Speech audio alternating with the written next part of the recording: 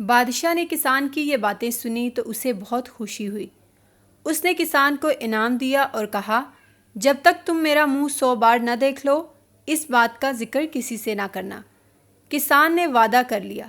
بادشاہ اپنے گھوڑے پر سوار ہو کر واپس اپنے محل میں چلا گیا۔ اگلے روز بادشاہ کا دربار لگا۔ تمام وزیر، مشیر اور درباری موجود تھے۔ بادشاہ نے کسان کی بات دربار میں موجود تمام افراد کو بتا کر اس کا مطلب پوچھا۔ سب دانتوں میں انگلی دابے خاموش کھڑے تھے۔ بادشاہ کا وزیر نہایت دانا، زیرک اور ہوشیار تھا۔ اس نے بادشاہ سے جواب دینے کے لیے 1 روز کی مہلت لی۔ وزیر نے اسی وقت گھوڑے پر زین کسی۔ زین کسنا کہتے ہیں گھوڑے کی کاٹھی کو تیار کرنا، اور کسان کے پاس پہنچ کر دم لیا۔ اس نے کسان سے اس بات کا مطلب پوچھا۔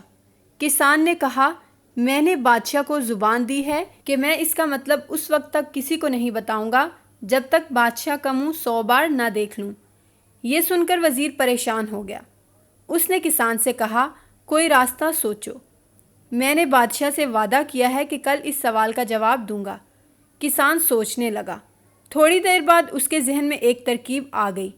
اس نے وزیر سے 100 اشرفیاں مانگی۔ وزیر نے جھٹ سے 100 اشرفیاں کسان کے حوالے کر دیں۔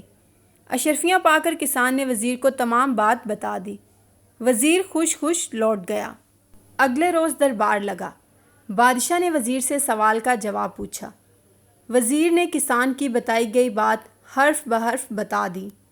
بادشاہ جان گیا کہ کسان نے وزیر کو ساری بات بتا دی ہے۔ بادشاہ آگ بگولا ہو گیا، یعنی سخت غصے میں آ گیا۔ وہ کسان کی وعدہ خلافی پر سخت طیش میں تھا۔ اس نے کسان کی طرف فوراً پیادے بھجوائے۔ زیادہ وقت نہ گزرا تھا کہ پیادے کسان کو لے کر بادشاہ کے دربار میں حاضر ہو گئے۔